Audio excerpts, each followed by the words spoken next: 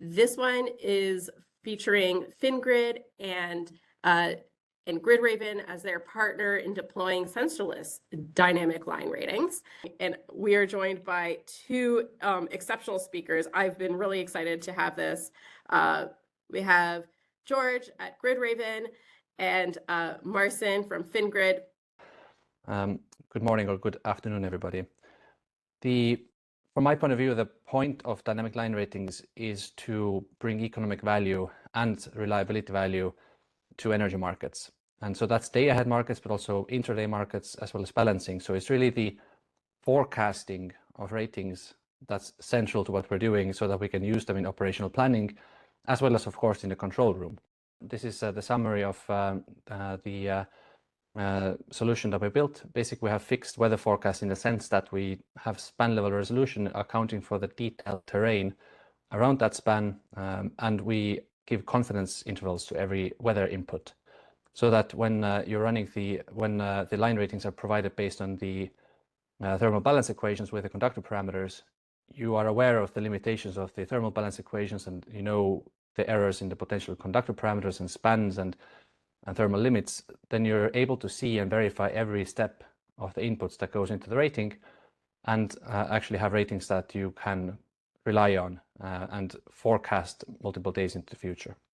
Yeah, nowadays you have this push to just, as we're getting more and more wind power plants and solar power plants, we're having close to 10 gigawatts of wind power already, then we are not really able to physically build enough network to connect that all to our grid, because most of our wind power production is up north or on the western border and on the western coast, and most of our production is in south. So it's hundreds of kilometers or miles that we need to transfer the electricity.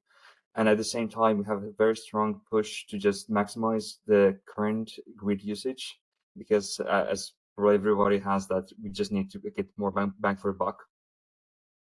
And one of the ideas is that if this would even help us to just delay some investments, it would already be way more than worth its value. And in theory, it could even help us to skip some investments.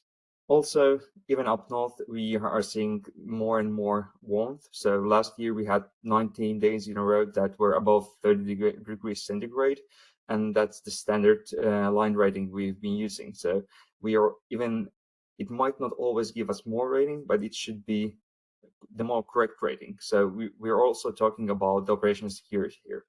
Okay, next please.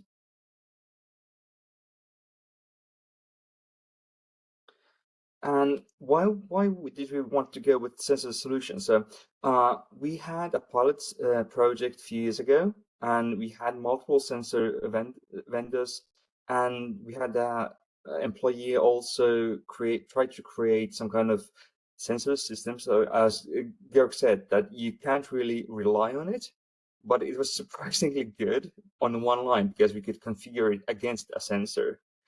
But of course, we don't want to install sensors on all lines to just to get our system configured. It should work without that extra parameter.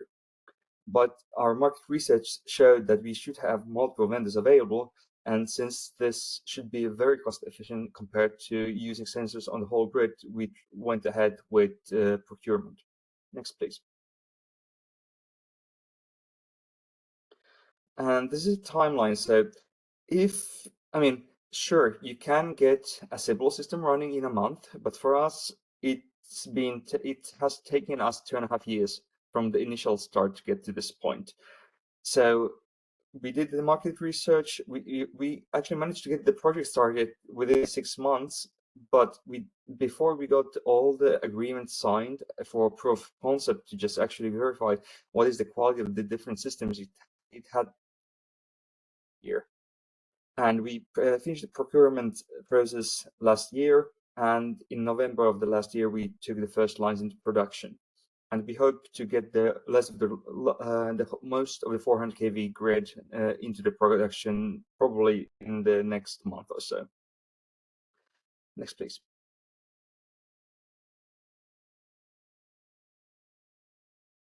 Right, so this is the meat of the presentation. So I think most of you might be wondering, so do you actually know that the results are decent? Because it's easy to get some results, but trying to run operations against them might prove tricky, because operations won't just take your word, because they want to be actually very confident in what they're doing. So we had 4 different validation criteria for the SAT. So I think the main one you're interested in is we took the wind forecast from Gridraven's solution, because we can put their virtual weather stations. And we have the Meteorological Institute of Finland, which has actual physical measurement stations. So we just put them in the same spot and just checked if the Gridraven solution can actually forecast that wind. So it would be fairly easy to check in different locations if we have big variations, and if we have, then what kind of variations we have. Then we also had one sensor-based system from the pilot left on one line, so we could also compare the ampacity from Gridraven's solution to that one. Then, of course, because as Georg said, their product has multiple confidence levels, so you just want to do a sanity check that if we choose this less confident solution, it should have higher values than the more confident one. And finally, we just wanted to make sure that if we check the wind forecast and we're certain that the Gridraven solution gives us correct values, then can we actually forecast those values? So we just wanted to check that the forecast of Gridraven solution against their real-time values. Next, please.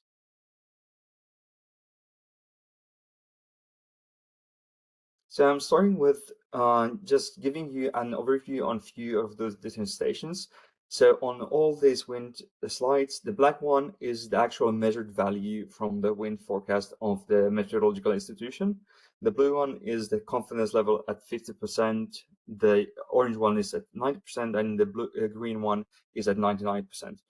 So as you can see, and let me just tell you that the line, which is roughly at the end of September, that's just our test system failing of our weekend. So that's nothing to do with Gridraven system. It was online the whole time. Sorry, Georg, it looks a bit bad. But so this is pretty much, this station is at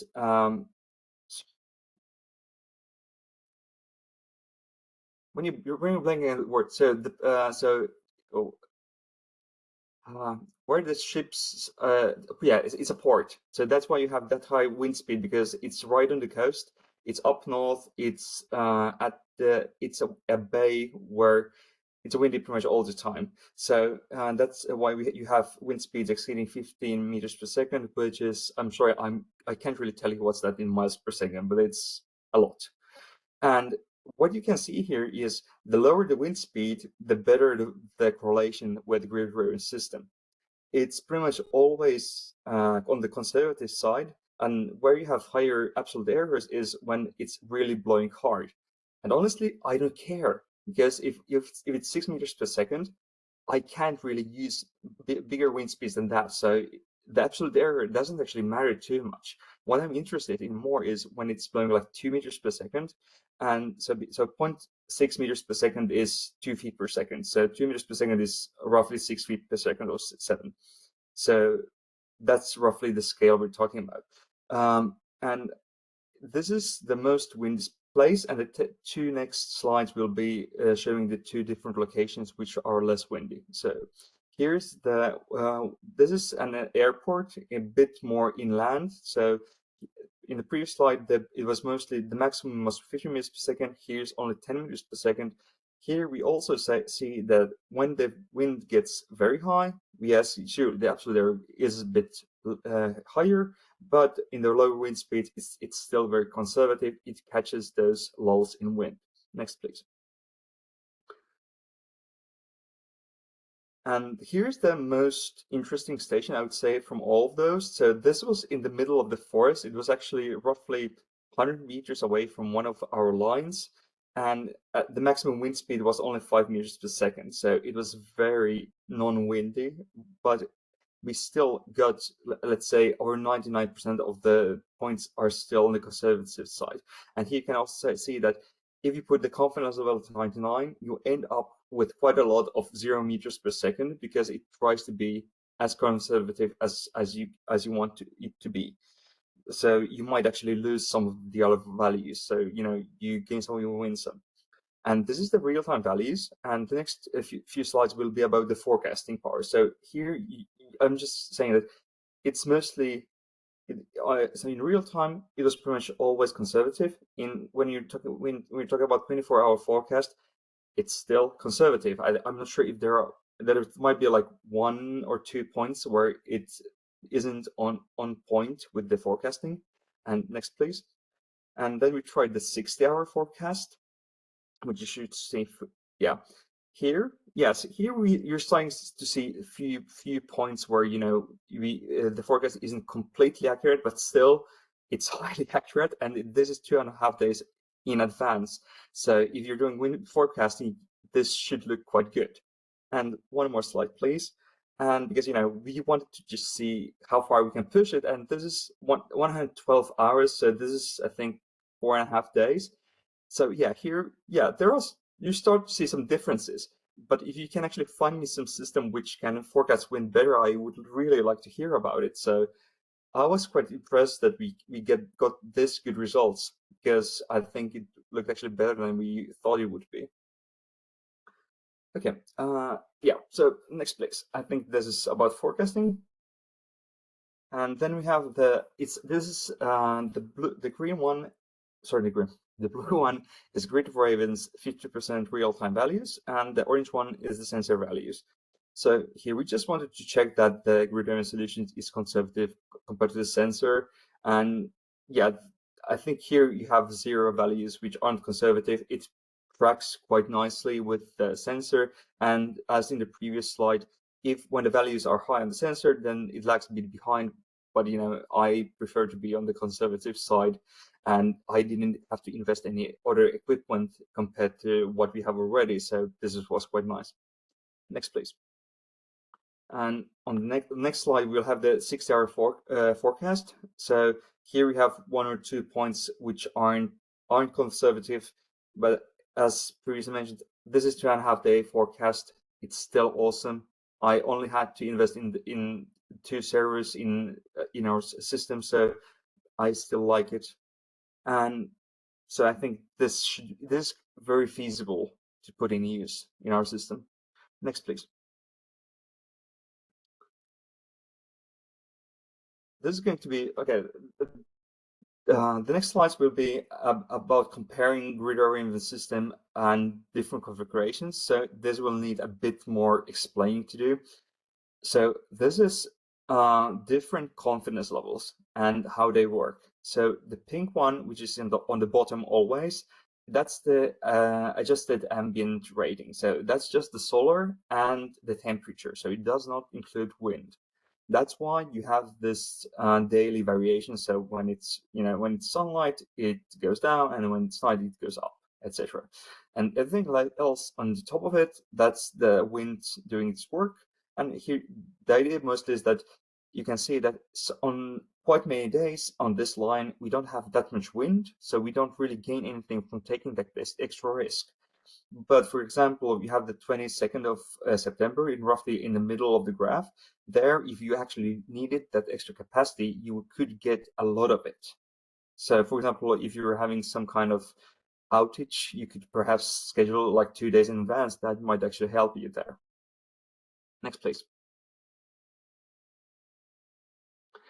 Okay, this is going to be one of the 2 slides which is going to be a bit more confusing, so I'll spend a bit more time trying to explain it. And please let me know if you don't understand it. That's perfectly fine. I'm having a bit of a problem how to do that correctly. So this one is mean percentage error. So when I'm comparing the real-time values to the forecasted values, and the forecast horizon goes up to 10 days. So that's why we have 240 hours on the right-hand side. And if I just concentrate on the blue line at first, because that's going to be the clearest one. So what we can see here is the error, of course, starts from 0, because that's real-time minus real-time. And then when we get past 60 hours, that's the 2.5 days, we change the weather model. And then we get into the more higher error level. And that's just because, different models, they have different attributes. And roughly at 120 hours, we don't have any more the wind forecast. That's why the error goes so high. So it's not that the model failed, it's just changed the base assumptions of it. And here we just can just say that depending on which confidence level we choose and for which hours, it actually changes what's your expected error rating. And because of these kind of graphs, these are different for different lines. So you actually need to run the system and then choose which is the correct error or risk level for what you want to run against. Because most of them look like this. Not all of them look like this. I run this for 70 lines, and it depends on the physical location of the line. If it's windy, if it's less windy, if it's if it runs east to west or north to south, etc. It completely depends on your physical location. So if you're taking some kind of non-sensor based system, please run the error ratings and then pick what you want to do. Showed this one and the previous slide to just see how different those two graphs are, or when you get the slides for yourself. This is why I said that they're very different. In this case, the error goes, it's interesting, let's say, but it depends completely on the line and what you're comfortable with. I think you should have one more about the mean errors, I think. So there we go. And this is the absolute error. And here you just wanted to compare the proof of concept to the site acceptance test. And the problem with absolute errors is it depends completely on the line and what conductor you have, etc. So I personally prefer the mean percentile errors, because there I can actually see, how much I care about, because it usually is below 2%, and that's usually good enough. So if you see higher errors than that, I'm starting to wonder what's going on there. But here it's 300 amps. I can't really say if it's good or bad, but then I at least have some base value from the proof of concept of when we went to the site acceptances, what I should be expecting. So let's say we have for the 50%, we have 300 amps. For the 75, we have 250 amps. And when Anna gives you the next slide, I might actually remember those two values, I hope. Here we have, we used to have the 300 amps and 250 amps. Now the 75% is less than 200 amps. And the 51 is also like between 250 and 300. So I'm guessing that Georg and the team just improved the model while we were doing the POC until we did the SAT. And here we also see that the lower the higher the confidence level, the lower the absolute error, as we would expect. And also they're developing the system, which is nice.